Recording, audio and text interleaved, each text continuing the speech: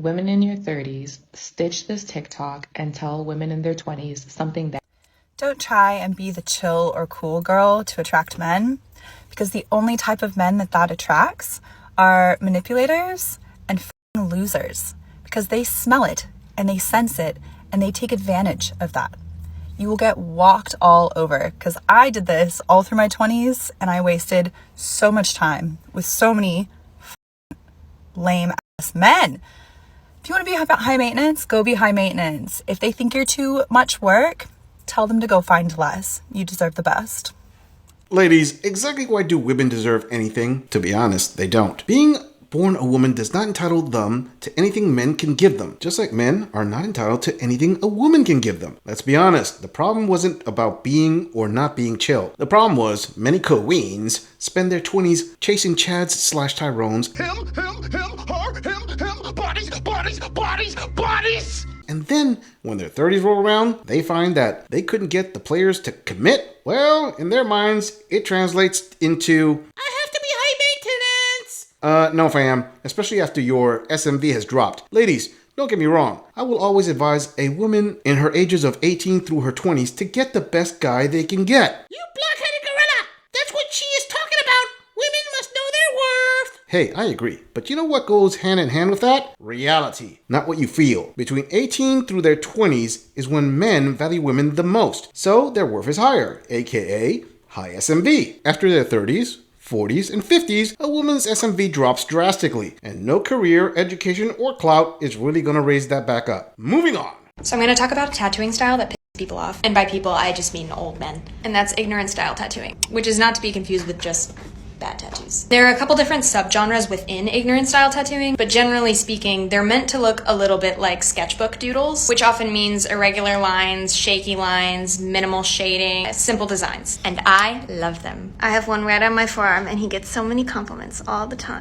So it can mean these like irregular lines here that are intentionally that way. An artist using their own handwriting for text. Intentional machine shakes. This artist also works with scale, which is so cool. And in general, things that you would find like in a high school notebook. I use elements of ignorant style in my own work pretty frequently. This is me using a mag needle the way that you are not supposed to. This was a quick sketch. This tattoo has my own chicken scratch handwriting on it. And the difference between this and just a bad tattoo is that it's done with proper tattoo technique. Stays in your skin, doesn't blow out. Thoughts?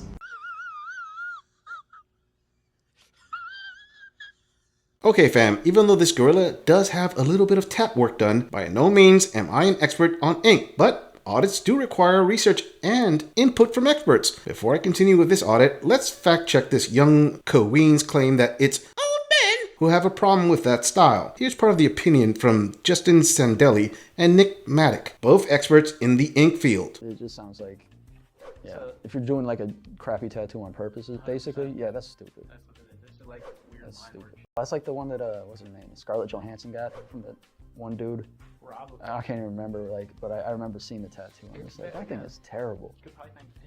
But I also left the link in the description to that full video if you want to watch it. Well, it seems like it's not really old men who have a not so great opinion about that style. Really, when it comes down to it, art is subjective. But to claim a genderous/ageist remark because of someone else's critiques is irresponsible as an artist. Own up to it. If your art isn't that great, saying it's a new style, old men don't understand to cover up for your mistakes is dishonest. Guess what? I've done some audits that weren't that great. I don't blame anyone else. That's on me to do better. Moving on.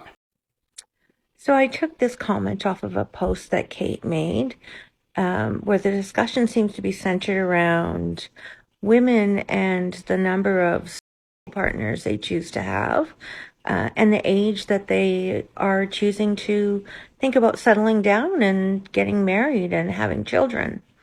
And Toastman says that's actually false.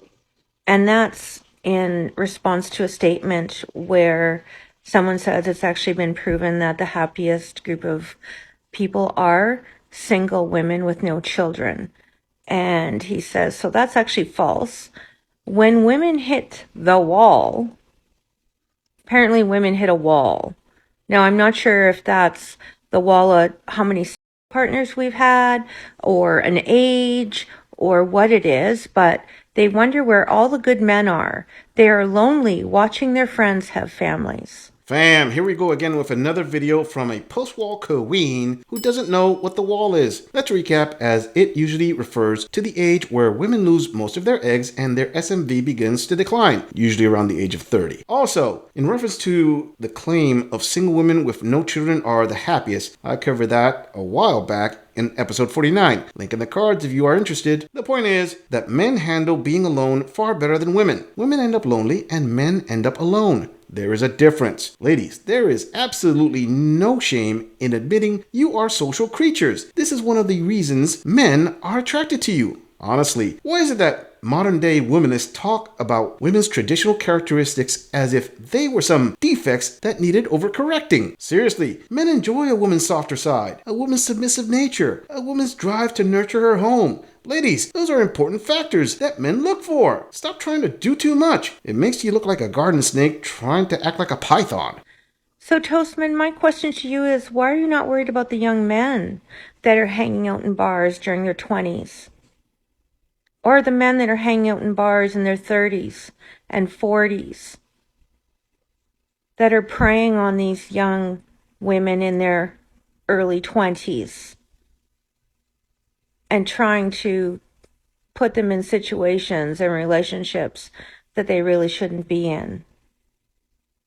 Why is that not a concern to you? When do men hit the wall and look up and go, oh, I wasted my 20s screwing all these women and drinking and going out with my buddies and having a good time? Why are you not worried about that? When do they hit the wall? Maybe you should think about mentoring some young men. Fam, first of all, men preying on young women sounds obtuse, as according to Merriam-Webster's dictionary, it would be defined as to hurt, cheat, or steal from someone. Last time I checked, two consenting adults dating each other, even with an age gap, is not part of that definition. You dumb gorilla! She meant how those young women get their feelings hurt! Oh really? Well, cry me a river. I don't see too many videos being made about when men's feelings get hurt. And for her question, when do men hit the wall? that would be at age 18, usually the day after high school graduation, when life gives men a full force slap of reality, labeled with, no one cares about you. From day one, men have an uphill battle to build themselves up. A young woman can have $0 in her account and still be invited to a millionaire's penthouse party. Men don't get that privilege. That's the wall of life men face there, queen. And don't you worry about the mentoring young men part there. That is what this gorilla's mission is. We decide our fates, not you. Because it's kind of creepy that you're so concerned about young women. Maybe leave that to the women for us to mentor them. And you can worry about raising good men and helping men learn to have good values and be selective about their partners and the number of partners they have. And to be careful about, hitting that wall.